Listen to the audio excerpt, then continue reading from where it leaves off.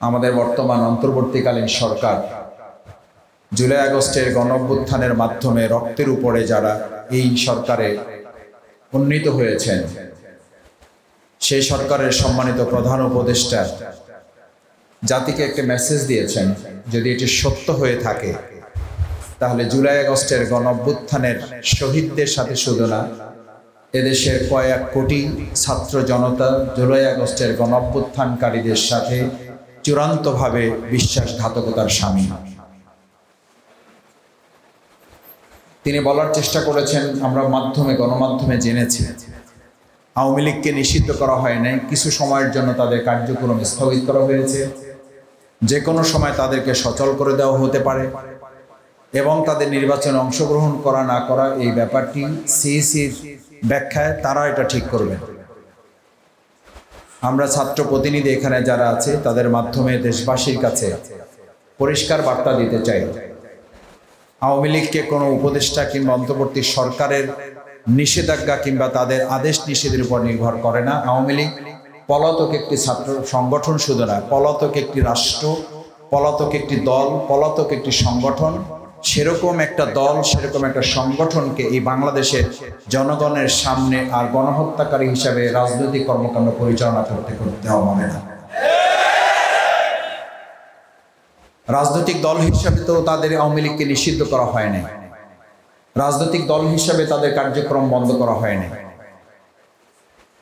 ছাত্র সংগঠন হিসাবে ছাত্রলীগকে নিষিদ্ধ করা হয় নাই, তাদের কার্যক্রম বন্ধ করা হয় নাই। বন্ধ করা হয়েছে তারা আমাদের ছোট্ট শিশু থেকে শুরু করে বৃদ্ধ পর্যন্ত প্রকাশ্যে রাষ্ট্রের খরচ করা টাকা দিয়ে কেনা গুলি চালিয়ে আমাদের ভাইদেরকে হত্যাকারী হিসাবে তাদেরকে নিষিদ্ধ করা হয়েছে। পৃথিবীর ইতিহাসে কোনো গণহত্যাকারী সংগঠন বাংলাদেশে শুধু নয়, কোনো রাষ্ট্রে জনগণের সামনে তারা দ্বিতীয়বার আর রাজনৈতিক কর্মসূচি পরিচালনা করার সুযোগ পায় নাই, এখানেও পাবে না, ভবিষ্যতেও বাংলাদেশে পাওয়ার কোনো সম্ভাবনা নেই। প্রাণপ্রিয় ছাত্র প্রতিনিধিবৃন্দ, এইসব কথা বলে এটা হতে পারে ব্যাখ্যা। প্রফেসর ইউনূস সাহেব শুনেছি তিনি খুব কৌশলী কথা বলেন। যদি এটা হয় তাহলে আমরা এটাকে স্বাগত জানাই, যে সুযোগ দিয়ে রাস্তা তৈরি করে, যেহেতু ইন্টারপোলের মাধ্যমেও শেখ হাসিনাকে আর বাংলাদেশে ফিরিয়ে নিয়ে আসা সম্ভব হবে কিনা, ছাত্রলীগের সাদ্দামকে নিয়ে আসা সম্ভব হবে কিনা, তাদের আর নেতৃবৃন্দকে পাওয়া যাবে কিনা, যারা এখন বিভিন্ন দেশে মার্কেট করে বেড়াচ্ছেন, হোটেলগুলোতে খাওয়া দাওয়া করছেন, তারা সেখানে আরাম করছেন, নিশ্চয়ই তারা এই দেশের বিচারে মুখোমুখি হয়ে ফাঁসিতে ঝোলা কিংবা জেলখানায় জেলের কুঠুরিতে আবদ্ধ হওয়া তারা চাইবেন না। সুতরাং হইতে পারে যে প্রফেসর ইউনূস সাহেব একটা ফাঁদ তৈরি করে তাদেরকে দেশে ঢুকিয়ে বিচারের মুখোমুখি করবেন। যদি তাই হয় তাহলে এটাকে আমরা স্বাগত জানাই। আসুক তারা, শেখ হাসিনা আসাই দরকার, কারণ শেখ হাসিনা তো বাংলাদেশে থেকে বাংলাদেশকে বিনষ্ট করেছে, আওয়ামী লীগ বাংলাদেশে থেকে বাংলাদেশের রাজনীতি এবং এদেশের সৌজন্যতা নষ্ট করেছে। এখন এই আওয়ামী লীগ গোটা বিশ্বে ছড়িয়ে গিয়ে আন্তর্জাতিকভাবে গোটা বিশ্বকে তারা অস্থির করে তুলেছে।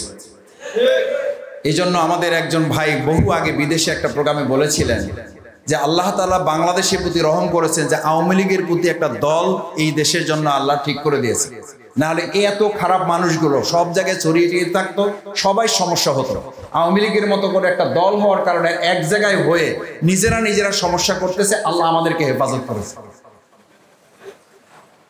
সেই আওয়ামী লীগ এখন নিষিদ্ধ হয়েতে এই সমস্যাগুলো হচ্ছে, ছড়িয়ে ছিটিয়ে পড়ছে গোটা বিশ্বে। যেখানে যাচ্ছে সেখানে তারা অন্যায় করছে, অপকর্ম করছে, সেখানে তারা করছে বলে আমরা জানতে পারছি, সেখানে তারা চুরি বাটপারি করছে, ছিনতাই করছে, সেখানে গিয়েও তারা চাঁদাবাজি করছে।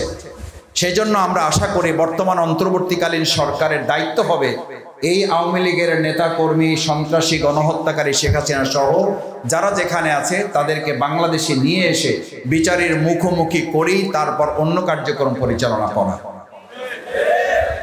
বাংলাদেশ জামাত ইসলামী সংস্কারের কথা বলেছিল। কেন বলেছিল? বাংলাদেশ আওয়ামী লীগ সরকারে থাকা অবস্থায় সবচেয়ে বেশি আঘাত করেছে দেশের শিক্ষা প্রতিষ্ঠানগুলোর উপরে।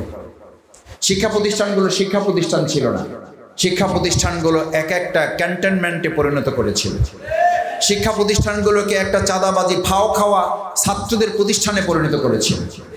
শিক্ষা প্রতিষ্ঠানগুলোকে ছাত্রদের কাছ থেকে চাঁদা নেওয়া, হলরুমগুলোকে দখল করা, সিটগুলোকে বাণিজ্যে পরিণত করে, মেধাবী ছাত্রদেরকে ধ্বংস করে দিয়ে, ছাত্রলীগের পরিচয় দিয়ে তাদেরকে বিভিন্ন ক্যাটাগরিতে চাকরি দেওয়ার নামে আমাদের মেধাবী ছাত্রদেরকে দেশে থাকার শুধু না, দেশ থেকে বাইরে পাঠিয়ে দেওয়ার একটা হুমকি পর্যন্ত বাংলাদেশে তৈরি হয়ে গিয়েছে। আমরা 2024 সালের 5ই আগস্টের পর অনেক ক্ষেত্রে লক্ষ্য করেছি, তারা হাঁপ ছেড়ে বলেছিল যে আলহামদুলিল্লাহ বাংলাদেশে এখন একটা নতুন পরিস্থিতি তৈরি হয়েছে, বিদেশে আমাদের আর থাকার প্রয়োজন নেই, এখন বাংলাদেশেই আমরা আমাদের মেধার বিনিয়োগ করতে পারবো। কিন্তু আমরা অত্যন্ত দুর্ভাগ্যের সাথে আবার লক্ষ্য করছি কিছু বিশৃঙ্খলা, কিছু চাঁদাবাজি, কিছু সন্ত্রাসী কর্মকাণ্ড আমাদের এই মেধাবী ছাত্রদের প্রতিষ্ঠানগুলোতে বেড়ে ওঠার ক্ষেত্রে মাঝখানে একটা প্রতিবন্ধকতা তৈরি করার চেষ্টা করছেন। আলহামদুলিল্লাহ, আল্লাহর শুকরিয়া, ঢাকা বিশ্ববিদ্যালয়, জাহাঙ্গীরনগর বিশ্ববিদ্যালয়, রাজশাহী বিশ্ববিদ্যালয়, চট্টগ্রাম বিশ্ববিদ্যালয় সহ বিভিন্ন বিশ্ববিদ্যালয়গুলোতে শিক্ষার্থীরা জুলুমের বিরুদ্ধে এবং মজলুমের পক্ষে অবস্থান নিয়ে মজলুমের যে বিজয় তারা নির্ধারণ করেছেন, এটার মধ্য দিয়ে গোটা বাংলাদেশে একটা বার্তা পৌঁছে দেওয়া হয়েছে, আগামী দিনে কোনো জালিম মাথা উঁচু করে দাঁড়াতে পারবে না। মজলুমদের বিজয় তারা নিশ্চিত করেছে, আগামী দিনে ছাত্রদের বিজয়ের পাশাপাশি জনতার বিজয়ে ছাত্র নির্ভর করবে ইনশাআল্লাহ।